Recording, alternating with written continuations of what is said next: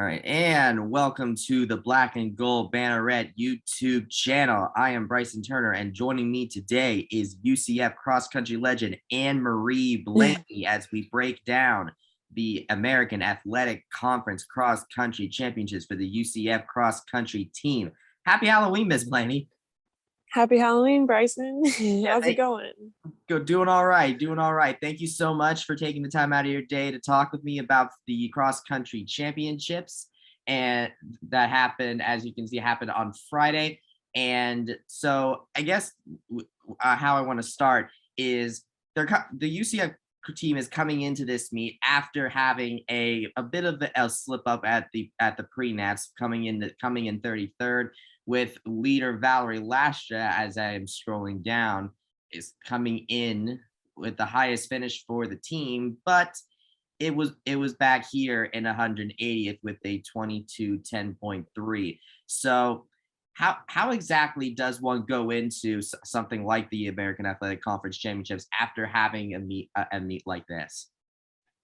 I think pre-nats is a pretty big meet. You see a lot of teams that you don't normally see throughout your season or in the Florida area. So that alone can be a little bit intimidating. It's kind of cool that the Tallahassee course is so close to home. But yeah, it can be intimidating. So, I mean, that could be why the results were what they were, but it's also good to kind of open your eyes to see what's out there. So it kind of keeps you from getting complacent with the people that you normally see in your regular schedule. So I think there's a lot to be learned even from just showing up to that meet, no matter what the result is.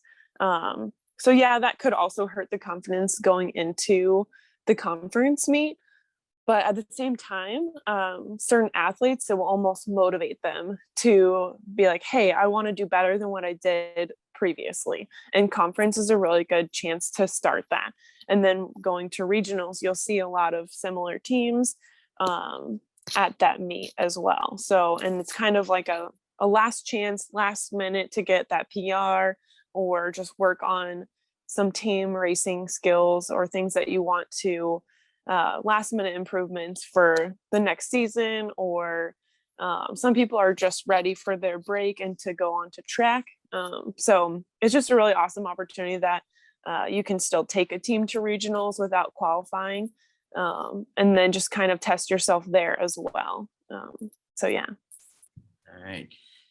All right. Well, so heading into the American Athletic Cross Country. So as you can see, UCF did improve from before. They finished about mid pack as a team in seventh here with 171 points. Tulsa, however, does take the win, and they also took the win as a team in the men's category as well, if I'm not mistaken. So can you just go ahead, and because I believe you joined up with the cross country program right around the time when the American Athletic Conference, when UCF joined the American. So, Yep. so can you talk about kind of your experiences in this meet and the programs that you face there?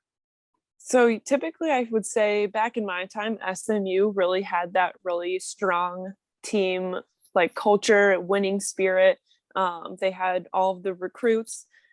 Sometimes it's just, if you have some good seasons, more people want to say join that team rather than go out and take a risk and join a team where, hey, we don't know how this team is going to perform the next 4 years. But so once you have a couple good recruits, you do attract more like-minded people. So that's where Tulsa winning 3 times in a row could really play to their advantage. And then the coaches just have to kind of maintain that culture. That way they can continue to win. I always had a belief that cross country for UCF could grow as long as the team continued to improve each season, even if it's minor things, because there's not going to be any quick fix that makes the team all of a sudden good within a year. Distance running is something that kind of takes a lot of time and requires a lot of progress as far as building the muscles physiologically, even mentally, just being in the races and in the season and like loving the sport, which I know a lot of the girls on the team love the sport, and it's awesome to watch them have so much fun. No matter what the results are, it just looks like they truly enjoy being on that team, which is always the best to see, because I think that's how you become the most successful. And then they'll attract more like-minded people like that. So more people who want to improve the team, improve themselves individually as well. And that's how you grow a really strong team that can win conference championships. So looking back at pre-nats, UCF ended up finishing with finishing with 1,000 points, and obviously it's not a one-to-one comparison. But this time around, that we have 171 points into the set in 7. So I with the average runner being around the 2250 mark, would you say that this is the rebound that the team would be looking for after pre-nats? I would say, yeah. Time improvement is always pretty motivating, especially during cross country. Each course is a little bit different. The Tallahassee course, I would say, is a little bit similar to the Holloway Park one. But Tallahassee is almost a little bit faster, I would say. So the fact that, say, like Valerie ran a little bit faster at conference, really, I think will hopefully give her a little bit more motivation for the next one. And sometimes you don't run the same times either. So there's nothing wrong with that. Cross country is kind of all over the board. It's really hard to compare times. But so hopefully she can aim for somewhere around the same times that she's been running. And we pretty much call that a win in our cross country book. So yeah. So yeah, speaking of Valerie Lastra, here we are heading to the individual standings. Now, as you can see, leading UCF is of course our freshman Valerie Lastra with a 21:39.8.9. So before the recording, I showed you a bit of a clip from the cross country broadcast. We can't show it here because of copyright, but I did show you before we started recording. And so I wanted to ask, because Valerie Lastra did get off to a good start by in league group, but after about 7 minutes or so, she started falling back and getting some separation the leading group got some separation on her. And while she did not fall back far at all, she did go from leading the race to back in 8th. So what did you see in that clip, and what do you think happened with Valerie there? Yeah, so I think she started off going for what she wanted. You really do have to set the tone sometimes for a lot of races, especially conference ones. Those can be more team oriented, where you want your pack to stick close together. So it makes sense that some of the front runners that you see don't typically just take it away. It's kind of your team needs to work together to get those points. So in Valerie's case, you got to be aggressive. You have to go after what you know you want the race to look like and start it off on that tone, which you could see from the stream. Like, she was going for it and was like, hey, I don't want to just jog the beginning and then have it become like any man's race sprint to the finish, which was important for her to do that. I think that was a really smart move, that sometimes, especially underclassmen, can get kind of stuck and be like, oh no, these people, we know, like, she's really fast, she might win, or this team is all around me. No, she really went for it and was like, this is what I want. So I think that's really important. And the fact that she held on was crucial too, and shows that the fitness is there.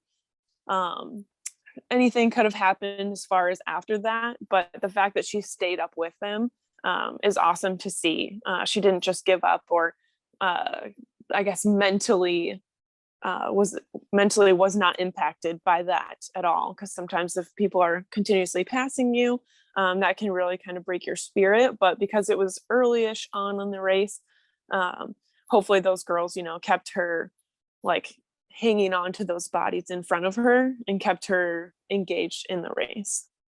So Valerie ended up finishing with a 21:39, which does fall short of the top 15 time in program history. But looking at those that finished ahead of her, we have 3 of them are seniors, one is a junior from Tulsa, two sophomores, and then one freshman from SMU. So obviously Valerie is still a freshman. How would you say this performance bodes for her cross country future? I think it's awesome. Anywhere in the top 10 um, is an awesome start. If you start off winning everything as a freshman, it's almost like, where do you go from there? Eighth place seems like a perfect spot to be as a freshman because you see what you want. It's within sight. That top three is right there, the podium spots, but it's not too early to where once you achieve that, you're stuck. You're like, where do I go from there? So I think that was a huge part of my career, was always getting a taste of the top spots. And then I was able to achieve that later on in my career. And I think that's going to be like the most motivating. You can't have too much. You can't ask for too much as a youngster, but she definitely seems like she deserves it. And that she'll get there as long as she keeps having fun with everything and loving the sport. It'll come. Her fitness will come around and everything. And it's just so nice to see her so close, but not having it all as a freshman. So as we said, Caitlin Gearin, Caitlin Gearin, a freshman out of SMU, took second place. Did you have any, like, I guess, rivals from that you ran that was in the same class as you throughout your college career? And considering Gearin's place here, it seems to bode that she will be someone that's on Valerie's level going forward in cross country. So how important is that to kind of have that rival from another school that's in the same class as you through your whole career? And if you like that. Yeah, I definitely had quite a few. A lot of them were from UConn and SMU. And it always made me more nervous for the races, which hopefully those pre-race nerves, translated over to, running a little bit faster but yeah, so I think you never know what can happen. That's the one thing. A lot of people get injured or transfer, so it's really hard to say. But the ones that will stay with her and be her conference rivals, those are the ones that over time they'll kind of appear, and then she'll start seeing them more and more as she gets older, and then it'll become more of like a real not a threat, but more of like a real competition where she'll expect to go head to head with those same athletes. It's definitely motivating, but it is pretty nerve-wracking knowing everyone's kind of expecting you to be right there with them, and some days people could just be having a better day than others, and those are the harder races. But it is nice to have those people that kind of train and race at the same fitness that you are, so where to be in the races, where Valerie won't have to go out and set the tone.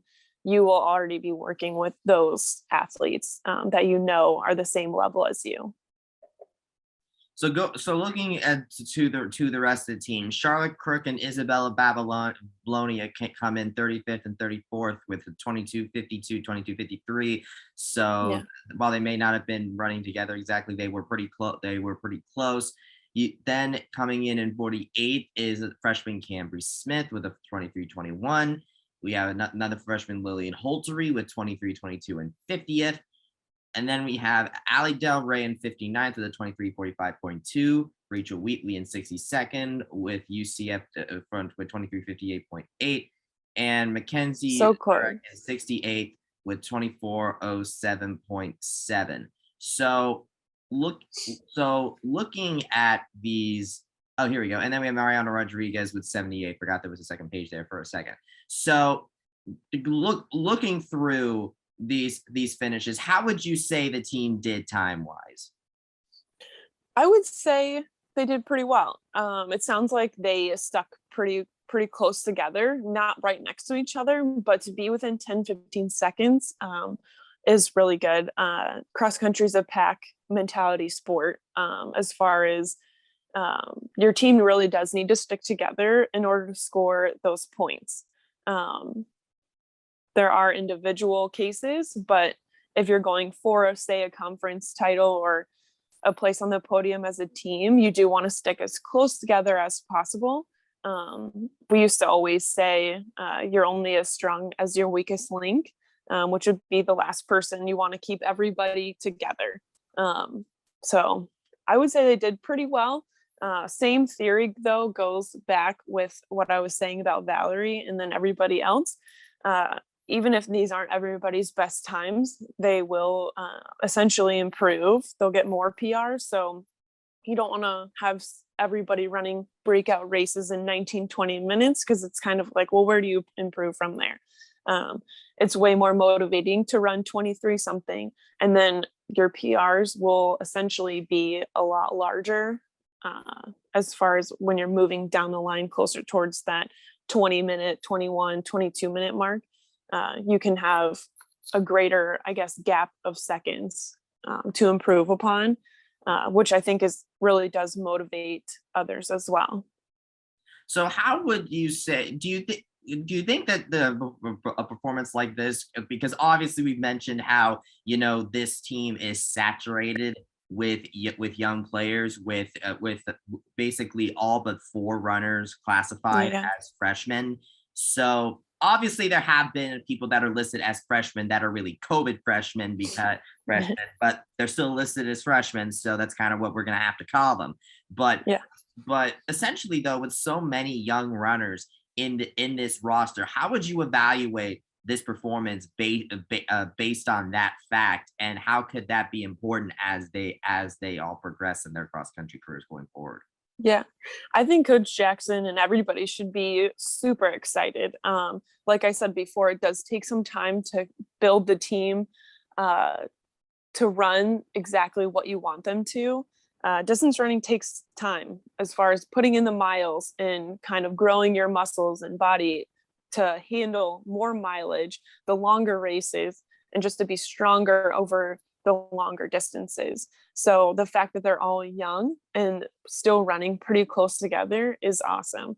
I can see a lot of improvement just from these times, which is nothing bad with anything that happened this past year, especially with COVID, because we all know that it was a hard time to train, hard time to race, but I feel like they persevered through that, and more PRs are definitely on the way. As long as they can see that themselves as athletes, then they'll be there. They just have to keep up their training. And like I said, the summer training was important, and cross country season is very important. And so now they're going to be segueing into track, which I think is a good little mix up from the cross country season. And then you're basically training year round as one of these athletes. So, yeah. Yeah, I want to talk about the transition to indoor track for a second, but there's a couple things I want to cover real quick before we get to that. So, one of the 4 non-freshman classified runners is Charlotte Crook, who finished in 34th with 22:52. So she's going into her senior year, and whether or not she has an extra year of eligibility on her hands from COVID or not, I swear it can be hard to keep track of that sometimes. Yeah. So she's going into her senior year. Obviously, that means her time in cross country is dwindling. So, what's something do you think that, like, how would you say her time is with this, and how do you think that she'd be able to improve that with the limited amount of time she has left in the program, whether it's 1 year or 2? I think just the environment, if she knows this is her last year, everybody else is going to know it too. So everyone on the team it's going to be a bittersweet race if regionals does end up being her last one for cross country. As much as I feel like a lot of people dislike cross country, I think it is a sad time to let that sport go. I know she loves track. So I think that, just giving it her all in her last race, whether it's, getting the time or whatever she wants, she'll still be excited and motivated, hopefully, by the fact that she did this whole season, and it will benefit her greatly come track season. Even if it's, the success in cross country is a little bit different. So just working on building herself up for her events in track should get her pretty pumped. All right. Well, before cross country, these athletes, the athletes transition into the track season. We do have one more event to get to, as I'm sharing my screen here is the cross country schedule, and we have the NCAA South Regional coming up in Huntsville, Alabama, on November 12th. So we talked before the show, and basically we met how you can only really take 7 people for this one instead of running your whole team and getting your top 7 8 times. So going into the South Regional, where would you say the mindset of the team is right now? I would say that it's going to be similar-ish to pre-nats, maybe not as many teams, but the goal and the mindset for that race is going to be like, hey, what can I do at the end of the season? Can I go for my PR? Can I go for top 5 scoring positions? It's going to be kind of up to the individuals to decide what happens during that race. And it's your last chance to kind of move up a spot on the team or anything like that. And then they get a well-deserved break.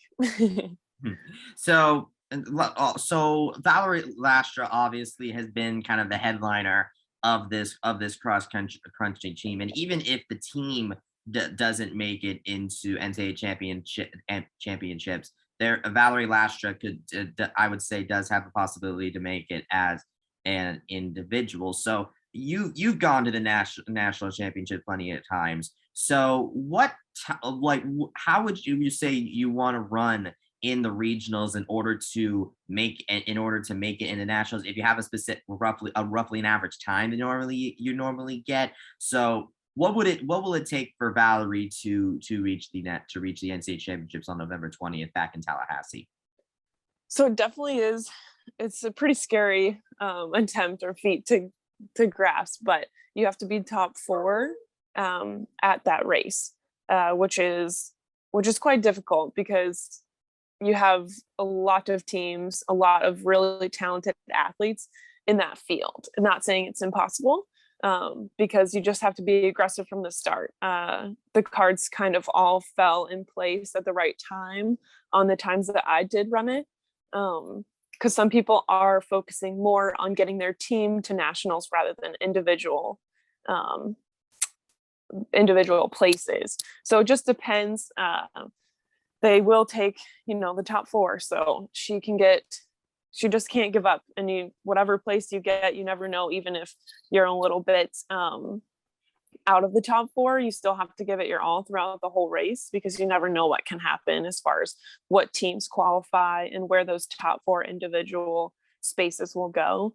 But even if she doesn't make it her freshman year, I think she should keep her eyes, and anyone else who also wants to make it, keep their eyes on that goal. It's definitely achievable, and it seems maybe a little impossible or a little bit too difficult, but it's definitely not. And it's so worth going. Even if you don't go with your whole team, the support that I received from everybody was awesome, was truly amazing. So we've been talking about indoor track. It's almost time for that transition to happen for this cross country team. So how does training for cross country kind of differ from track? Yeah, so cross country is going to be a lot longer reps or a little bit slower, but over a more difficult terrain, kind of getting those ankles strong for the bumps, roots, rocks, anything that you might encounter on cross country course. But that's not the same for indoor and outdoor. You pretty much have no obstacles besides other people. So a lot of like faster, shorter reps, kind of getting up to speed, wearing different spikes, that sort of thing. And yeah, it's just you joined forces with the rest of the track team, and it's just an all-around bigger squad. Especially, there's probably about 40 women on the team, I would say. I couldn't give you an exact number, but I think that sounds something that's in the ballpark. Yeah. So it's just a bigger group in general. Though it'll be just a completely different vibe than cross country, which I think is a really good way to break up, a cross country runner's year. Just mix it up, different friends, and you get to travel to a lot of different places. We don't really have a lot of indoor tracks in Florida, so I think it's really awesome that we can have such a diverse year, but yet still be training for the same goals. All right. So we'll definitely keep an eye on the cross country team throughout the rest of the season. And of course, once we get into indoor track, we'll be following that. And of course, Mhm. that we'll also see Renaya Jones joining the picture once more after her rise to prominence and going to the U.S. Olympic trials. So certainly should be fun to see her and Valerie Lastra together on the same team, regardless of it's going to be in different events. Yeah. Considering you had experience with that coming on in 2013 with that track team. So yeah, thank you. So thank you so much for coming on and breaking all of this down with me. And I hope that we'll be able to have you on again as we get into the indoor track season, or hopefully maybe sooner if good fortune comes towards the team or just Valerie as an individual. So Yeah. so for Anne-Marie Blaney, I am Bryson Turner. Thank you so much for joining us here on the Black and Gold Banner Red YouTube channel. If you like watching stuff like this or any of the other videos we have to offer, be sure to like, comment, and subscribe. Thank you. Congrats, ladies.